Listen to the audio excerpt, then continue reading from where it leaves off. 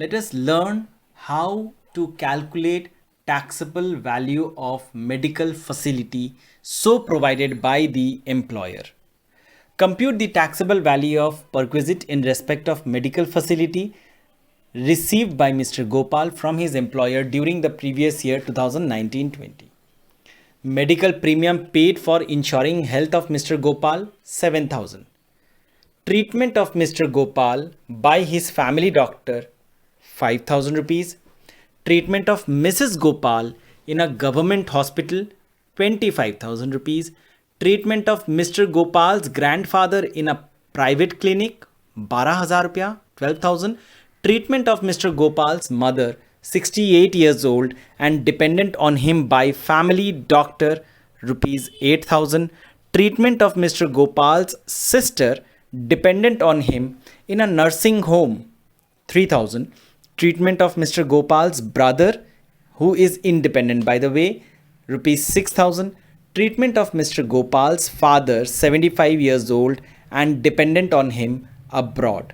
Expense on staying abroad of the patient 30,000. Limit specified by Reserve Bank of India 75,000.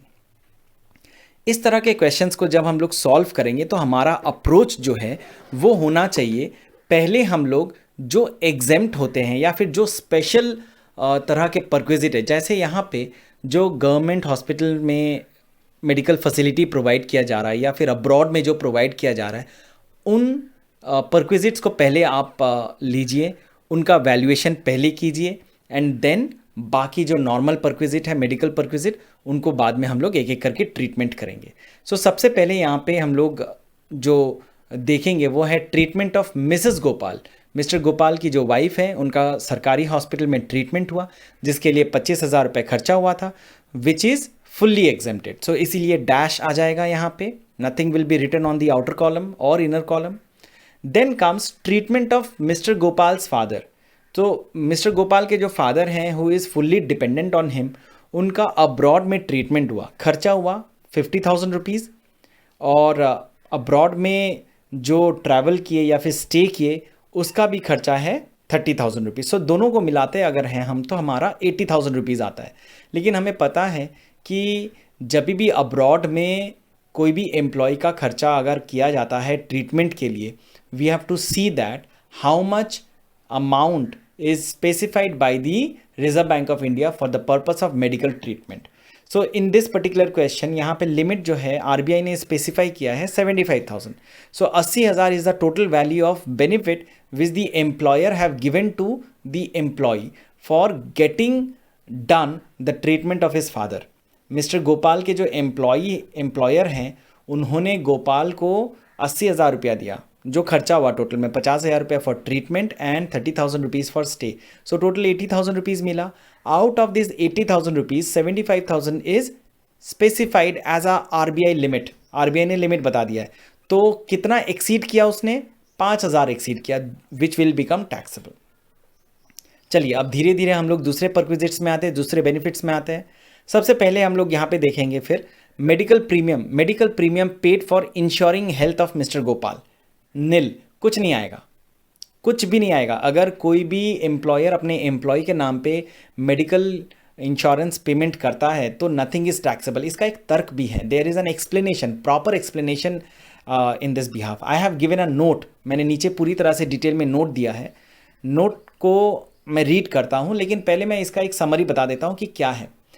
एक employer जब अपने employ के नाम पे कोई भी इंश्योरेंस पॉलिसी करवाता है, वो बेसिकली एम्प्लॉय का जो हेल्थ है उसी के लिए करवा रहा है, लेकिन अपना रिस्क को कवर करने के लिए. इसका मतलब ये है कि जब एम्प्लॉयर के हेल्थ में कोई भी रिस्क आता है या फिर एम्प्लॉय अगर किसी भी तरह के रिस्क से गुजरता है या फिर उसका अगर डेथ हो जाता है एम्प्लॉय का, तो फिर एम्प्लॉयर को कंपनसेशन पेमेंट करना पड़ता है अपने एम्प्लॉय को, क्योंकि ऑन ड्यूटी अगर किसी भी एम्प्लॉय का देहांत हो जाता है, अगर वो एक्सपायर कर जाता है तो. सो इन दैट केस एक एम्प्लॉयर को बहुत बड़ा अमाउंट पेमेंट करना पड़ जा सकता है, विच इज़ अनप्लैंड. डेथ किसी का भी प्लान नहीं किया जा सकता. So it is an unplanned expenditure from the view point of an employer. जो उसको पेमेंट करना पड़ सकता है in case of death of any surprise death of any employ. So अपने आप को सेव करने के लिए, सेफ गार्ड करने के लिए एम्प्लॉयर काफ़ी सिचुएशन में अपने एम्प्लॉयज़ का मेडिकल इंश्योरेंस करवा के रखता है। सो उसका प्रीमियम भी एम्प्लॉयर ही भरता है।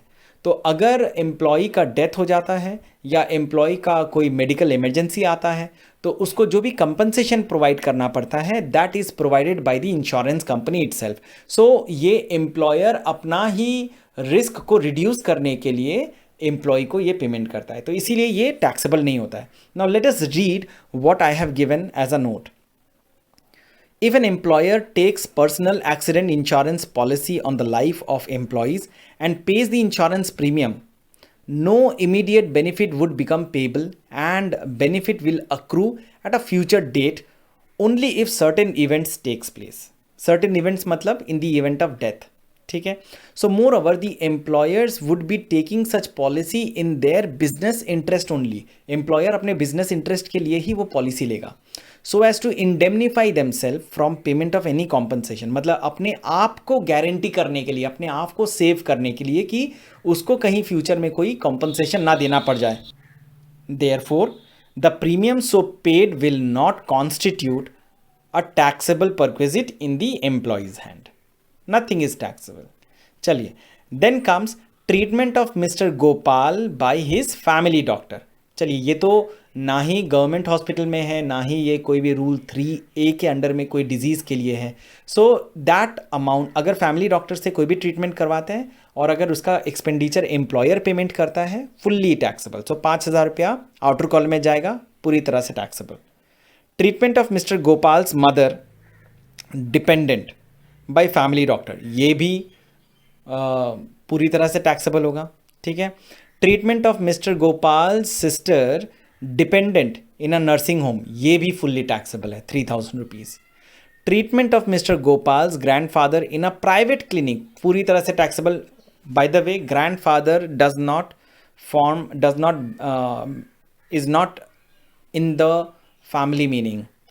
ठीक है। इनकम टैक्स रूल के हिसाब से grandfather for the purpose of calculating medical facility perquisite, grandfather family के अंडर में नहीं आते। अगर मिस्टर गोपाल अपने ग्रैंडफादर का ट्रीटमेंट करवाते हैं कोई प्राइवेट क्लिनिक में और वो पैसा अगर एम्प्लॉयर प्रोवाइड करते हैं, वो पूरी तरह से टैक्सेबल होगा। ठीक है। Now treatment of mister गोपाल्स brother जो इंडिपेंडेंट है 6,000, तो ये इंडिपेंडेंट है, अगर डिपेंडेंट होते तो एग्जेम्प्ट होता। ठीक है। डिपेंडेंट होते तो एग्जेम्प्ट होता, लेकिन ये इंडिपेंडेंट है तो पूरी तरह से टैक्सेबल होगा। सो देखिए, जब भी हम लोग मेडिकल परक्विजिट निकालते हैं तो हमको ये देखना बहुत ज़रूरी है कि जो भी कंडीशंस हमने पहले डिस्कस किए हैं कि कोई गवर्नमेंट हॉस्पिटल में ये फैसिलिटी प्रोवाइड किया जा रहा है कि नहीं, कोई भी हॉस्पिटल जो एम्प्लॉयर ओन करते हैं या फिर एम्प्लॉयर का मेंटेन किया हुआ हॉस्पिटल है, जैसे टाटा मेडिकल, या फिर अगर मैं टाटा में काम करता हूँ तो टाटा मेडिकल, अगर मैं बिरला में काम करता हूँ तो बिरला हार्ट रिसर्च सेंटर। तो इस तरह से काफ़ी सारे हॉस्पिटल्स हैं कंट्री में जो एम्प्लॉयर मेंटेन करते हैं। अगर वैसे कंपनीज़ में मैं काम करता हूँ और अगर अपना ट्रीटमेंट उसी हॉस्पिटल में कराता हूँ तो एग्जेम्प्ट हो सकता है। ना ही अगर हमको ये भी देखना है कि जो भी ट्रीटमेंट यहाँ पे हो रहा है, क्या वो ट्रीटमेंट रूल 3A में जो डिज़ीज़ के नाम है वो है कि नहीं, या फिर कोई भी सरकारी हॉस्पिटल में ये ट्रीटमेंट हो रहा है एम्प्लॉय या उसके रिलेटिव का, जो कि चीफ कमिश्नर ने अप्रूव किया हुआ है। सो इस तरह के जो भी अमाउंट्स हैं, जो भी स्पेशल कंडीशंस हैं, हम लोग को वो हमेशा दिमाग में रखना पड़ेगा when we find out taxable value of perquisite in respect of medical treatment. So यहाँ पे हम लोग ये सब, अब क्वेश्चन में वापस आते हैं, तो यहाँ पे हम लोगों ने जो भी वैल्यू किया, ये टोटल वैल्यू अगर हम लोग करते हैं तो ये टोटल 39,000 रुपीज़ आता है हमारा टैक्सेबल वैल्यू ऑफ परक्विजिट। यहाँ पे देखिए, मैंने नोट में भी दिया हुआ है कि grandfather and independent brother are not included within the meaning of mister family of mister Gopal, क्योंकि वो इंडिपेंडेंट है। ब्रदर जो है, ब्रदर अगर डिपेंडेंट होता तो फैमिली के मीनिंग में आता, इंडिपेंडेंट है तो फैमिली के मीनिंग में नहीं आएगा। और ग्रैंडफादर जो है वो डिपेंडेंट हो या इंडिपेंडेंट हो, वो फैमिली के मीनिंग में नहीं आते हैं।